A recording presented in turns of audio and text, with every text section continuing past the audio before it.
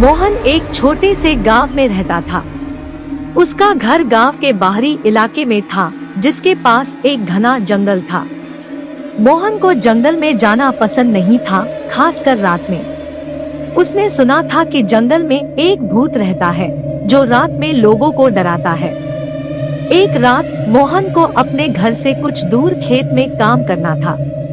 काम खत्म करने के बाद वह देर रात घर वापस लौट रहा था। जंगल के पास पहुंचने पर उसे एक अजीब सी आवाज सुनाई दी। वह रुक गया और ध्यान से सुनने लगा। आवाज पेड़ों की पत्तियों के सरसराने की तरह थी, लेकिन यह किसी जानवर की आवाज भी हो सकती थी। मोहन थोड़ा डर गया, लेकिन वह आगे बढ़ता रहा। वह सोचता था कि यह कोई जानवर होगा या फिर हवा की आवाज होगी। जंगल में थोड़ा आगे जाने के बाद मोहन ने देखा कि एक पेड़ के पीछे से कोई झांक रहा है। वह रुक गया और उस चीज को देखने की कोशिश की, लेकिन अंधेरे में उसे कुछ भी नहीं दिखाई दिया। कौन है वहाँ? मोहन ने पूछा, लेकिन कोई जवाब नहीं आया। मोहन ने एक गहरी सांस ली और आगे बढ़ता रहा।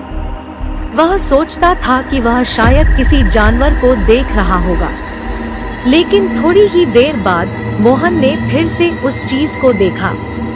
इस बार वह उसके बिल्कुल पीछे थी। मोहन ने तेज चलना शुरू किया, लेकिन वह चीज भी उसके साथ साथ चलने लगी।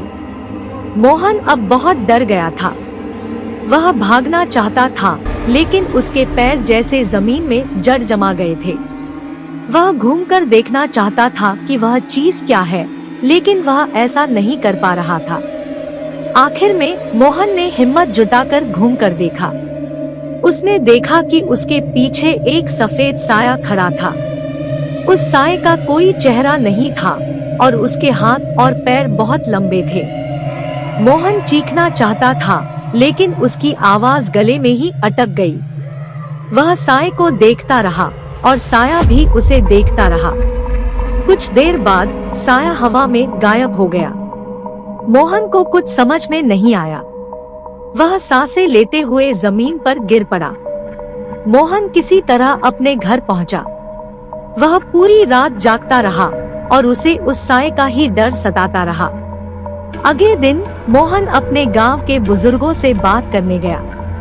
उसने उन्हें उस साये के बारे में बताया। बुजुर्गों ने मोहन को बताया कि वह साया जंगल में रहने वाले भूत का है। उन्होंने कहा कि वह भूत उन लोगों को डराता है जो रात में जंगल में जाते हैं।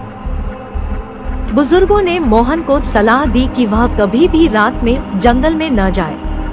उन्होंने कहा कि अगर वह फिर से उस भूत को देखे तो उसे भाग जाना चाहिए और किसी को भी कुछ नहीं बताना चाहिए। मोहन ने बुजुर्गों की बात मान ली। उसने कभी भी रात में जंगल में जाना नहीं, लेकिन उसे उस भूत का डर कभी भूला नहीं।